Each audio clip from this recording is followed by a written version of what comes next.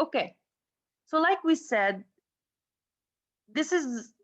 it makes you like every text that you're going to translate depends on something. And I want you to remember this. It's never a text in air. It's never a text in space. It's always a text that has relevance to a person, to a culture, to the history of that particular language. So any text in the world does not live in isolation. It's part of a bigger universe. And as a translator, you have to understand this about the text you're translating. And you have to ask yourself multiple questions. But before we get to the multiple questions, let's look at the factors that affect my translation, or the general factors that affect the product that I'm going to produce. Number one, the text itself. What do we mean?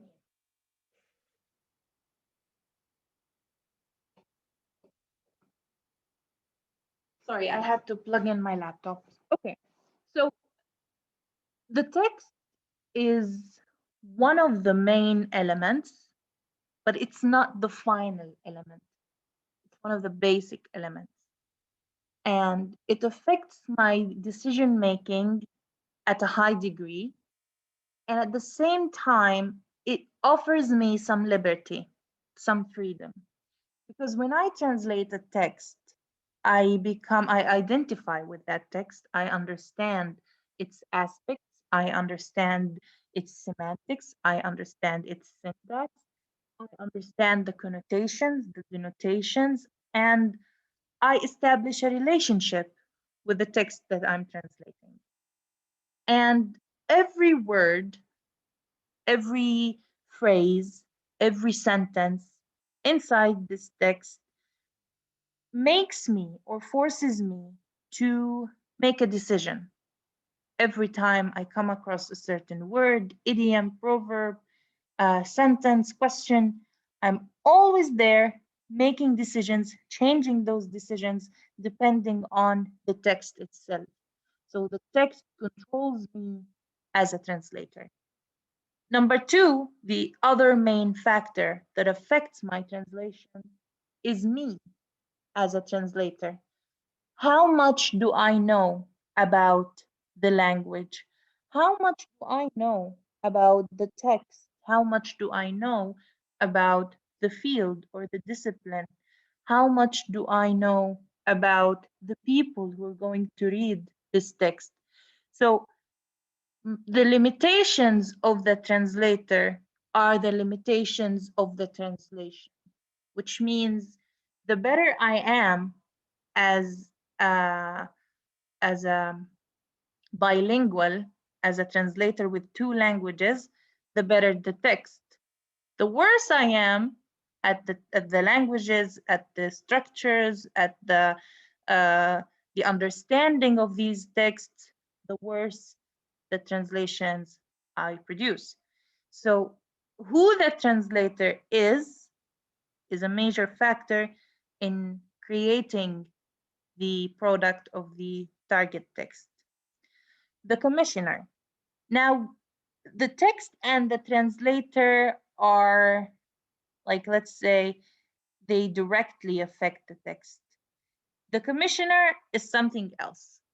The commissioner is an outside force that dictates how the work should go. And by the commissioner, we mean the client, the person who asks you to translate. It could be your boss, it could be, if you're a freelancer, it could be a commoner, it could be anyone who asks you to produce a particular translation.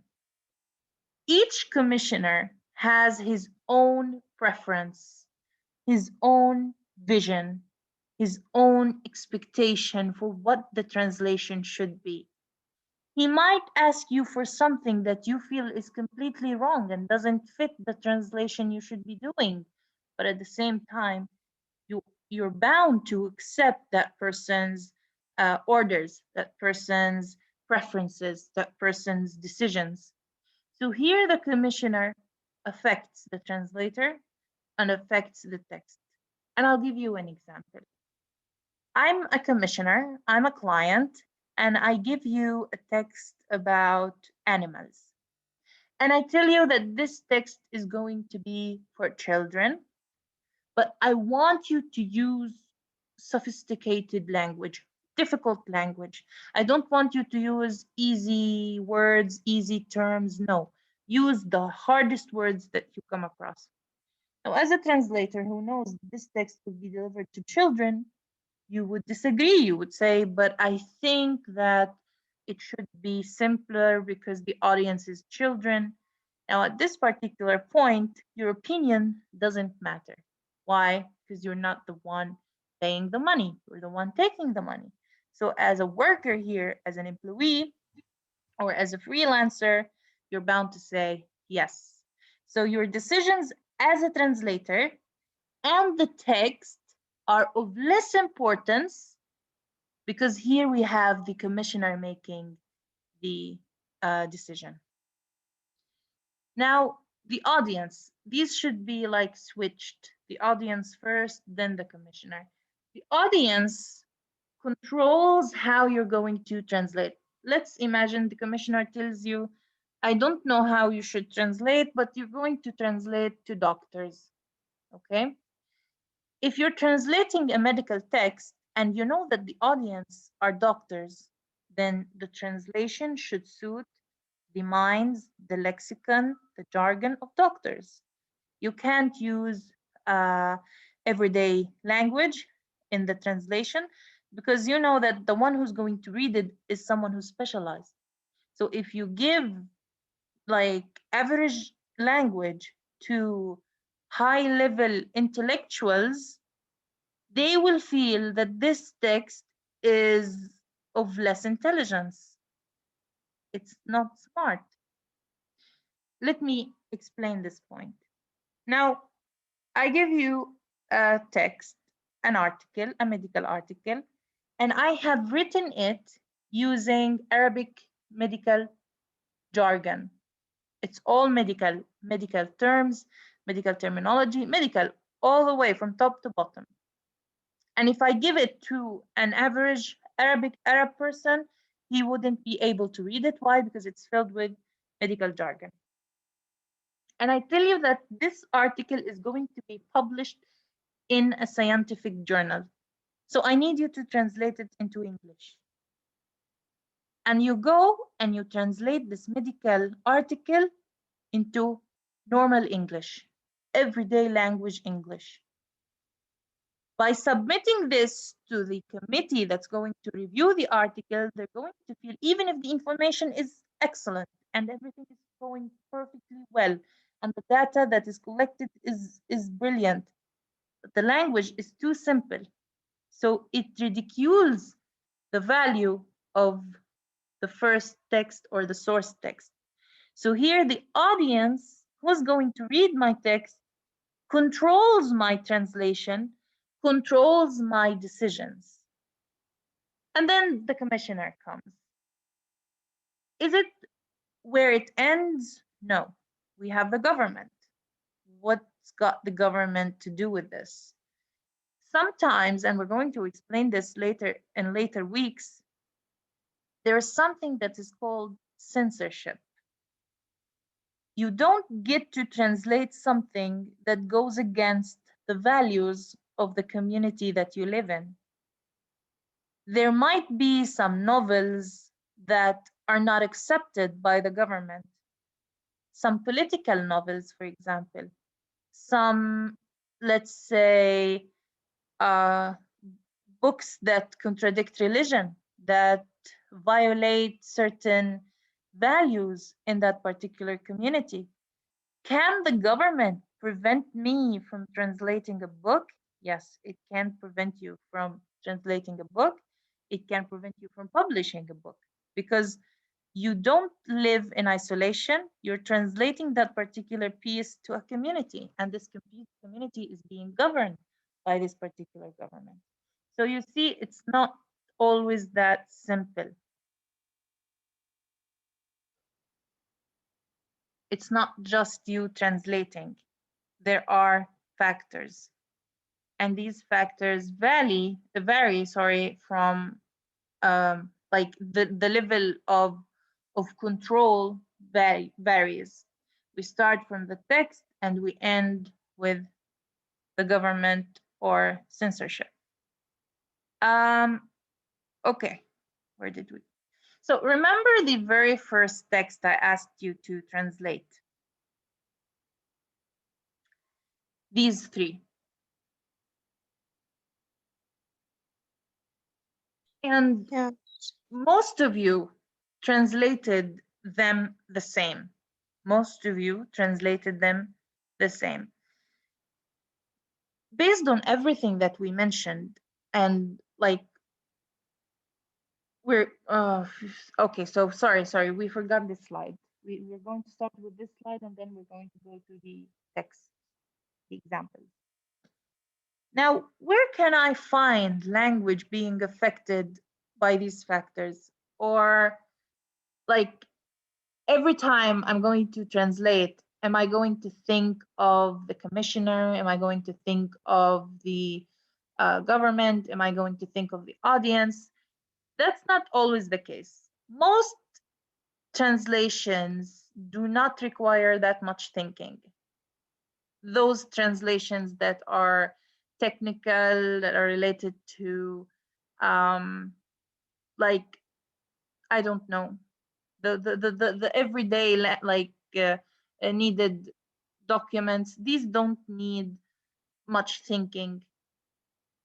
I'm going to need to consider dialects, and I'm going to need to consider changes in language and these factors when I translate slogans, and we're going to explain what they mean, documentaries or any sort of visual work, novels, poems, stories, and historical documents. And I'm going to discuss historical documents later. But let's start with slogans. What's the meaning of a slogan? So what's a slogan? What's a slogan? Yes, Mariam. It's like the phrase or the text that used in advertising.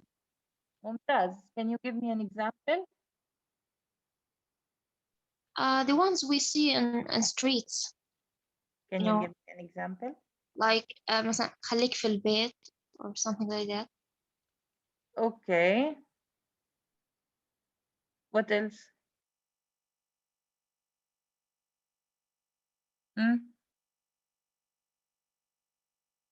حد عمره مر عليه شعارات سماح.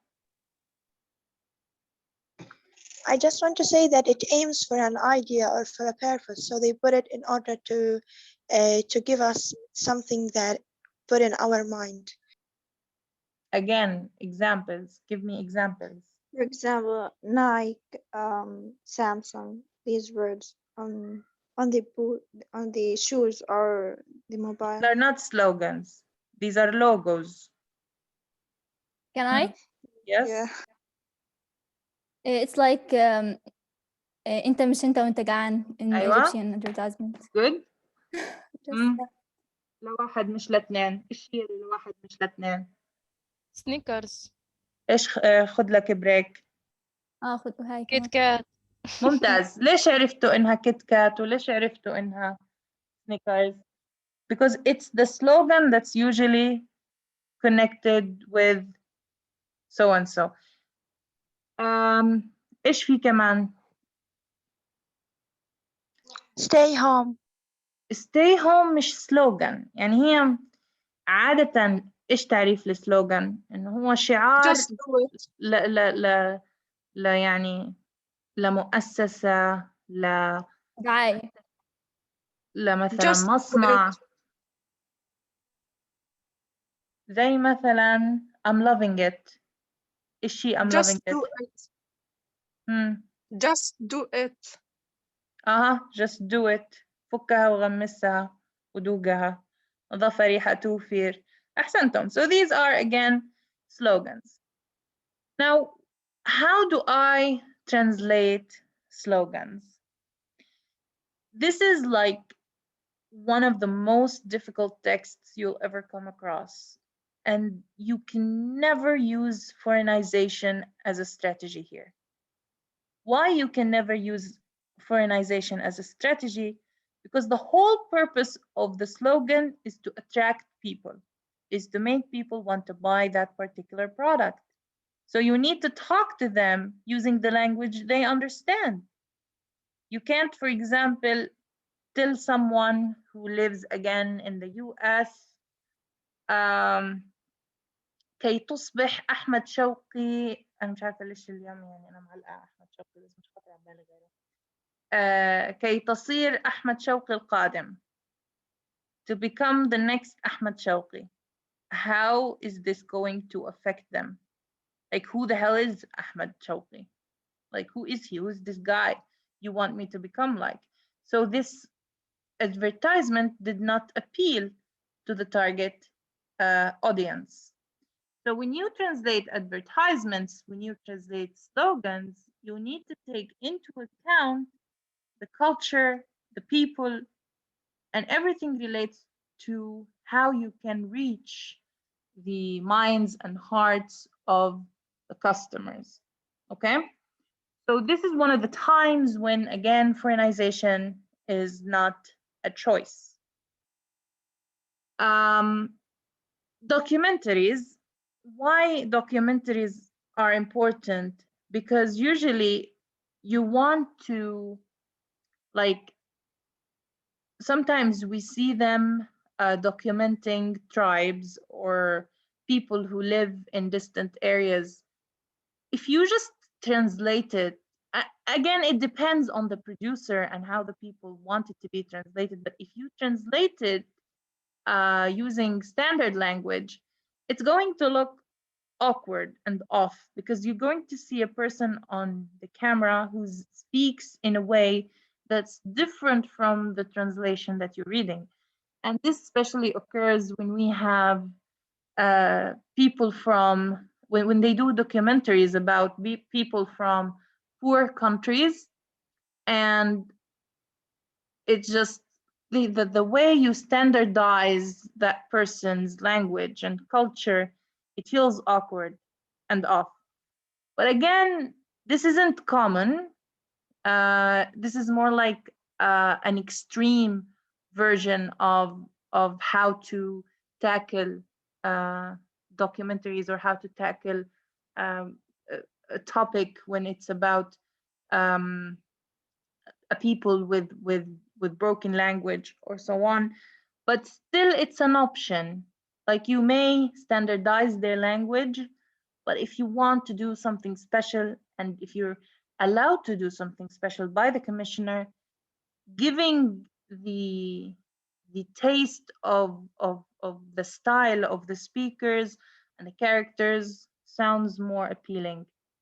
Novels, poems, and stories. We're not going to discuss poems now, but novels and stories. We mentioned this last time when we said that we have characters who speak different dialects, who speak using different accents, and these dialects, these accents are directly related to the plot of the story or the novel, and by standardizing it, you're just losing a huge part of the plot.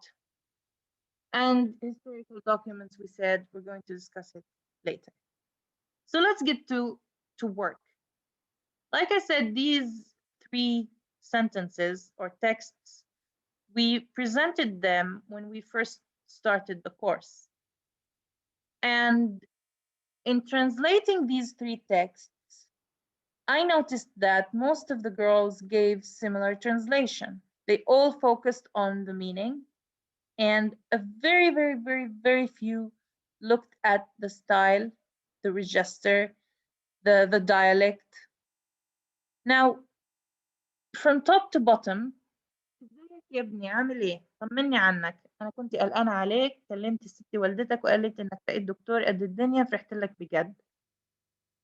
This is Egyptian dialect, and it's mostly like it could be in Cairo, the city. It's not from the countryside, because it's clear, right? It's not from the countryside.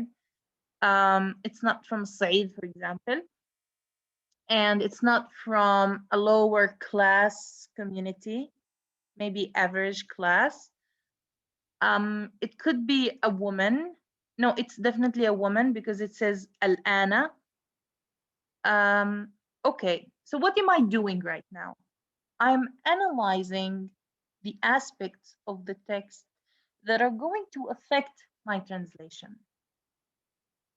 If I did what you did and started immediately translating, how are you, son? How have you been?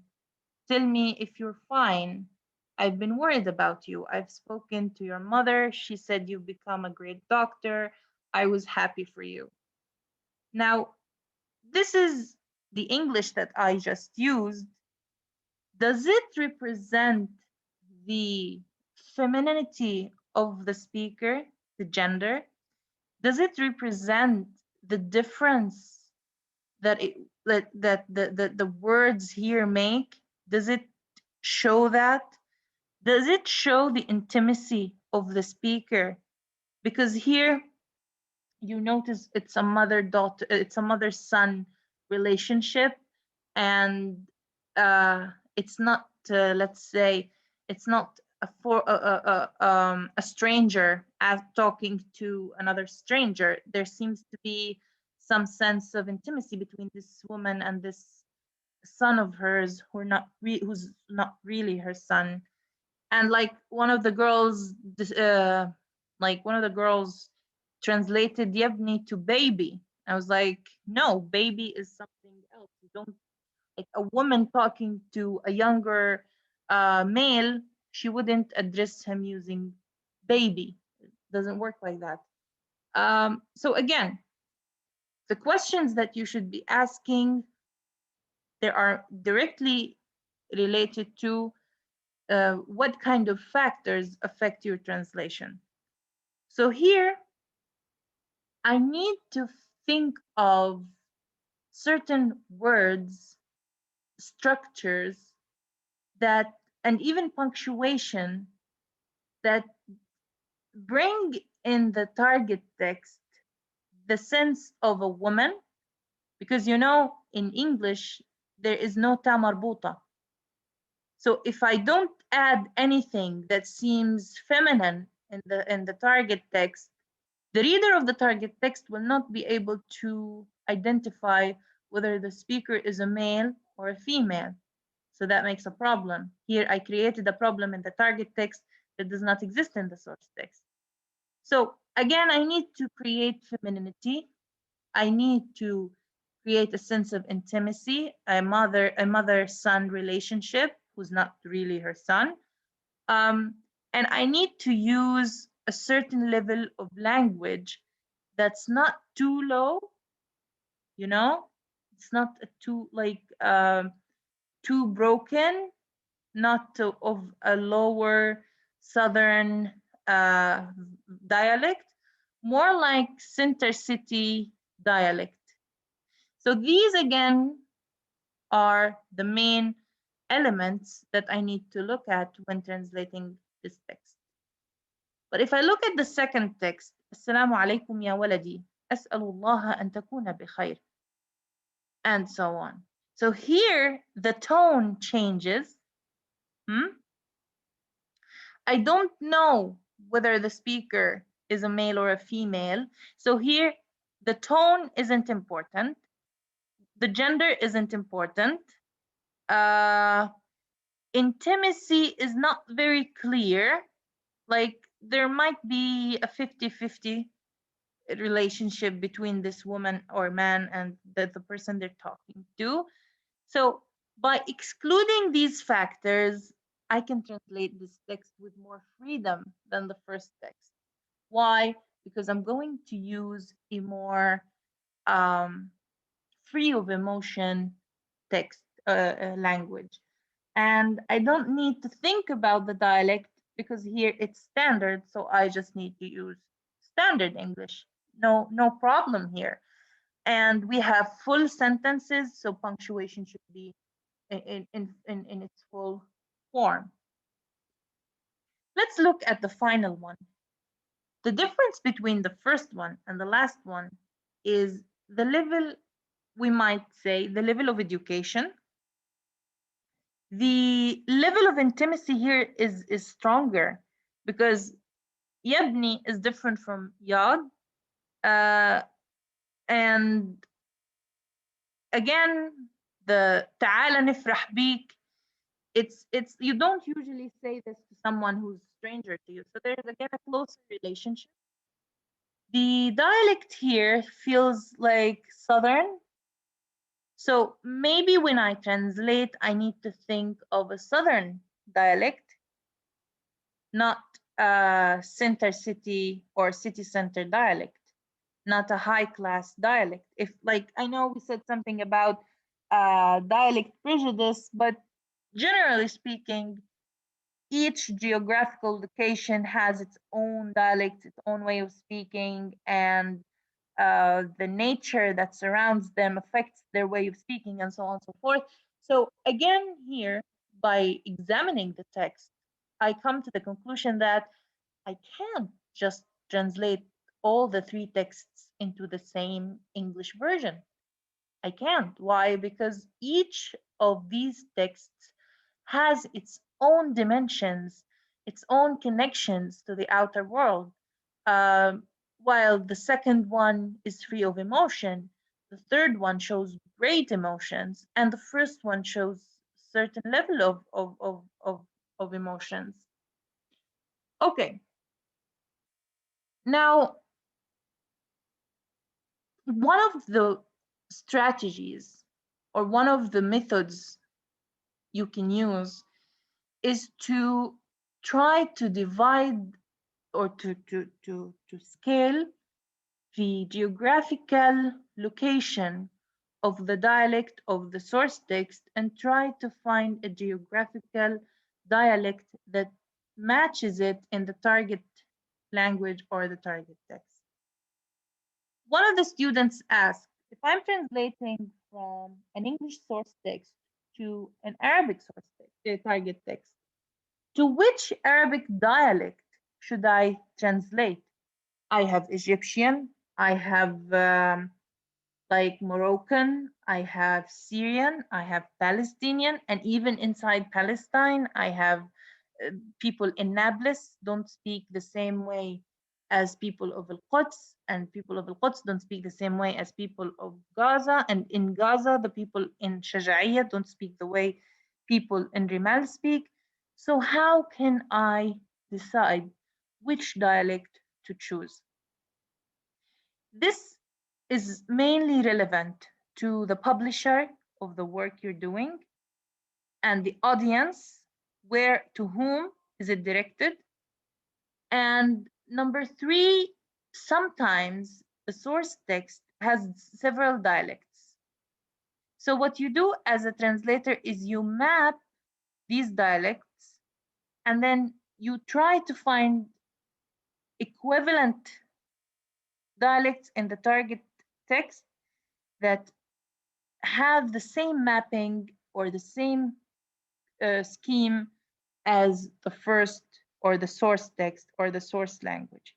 And this sounds a little bit complicated now, but we're going to explain it in the coming classes. So just relax now and remember the most important thing that you need to understand today and know is that 5 to 10 texts can have the same information, but you might end up with 5 to 10 translations depending on the factors that affect that text, the factors that affect you as a translator, and the factors that affect the translation process itself. Now, do you have any questions? Do you have any questions? Do you have any questions?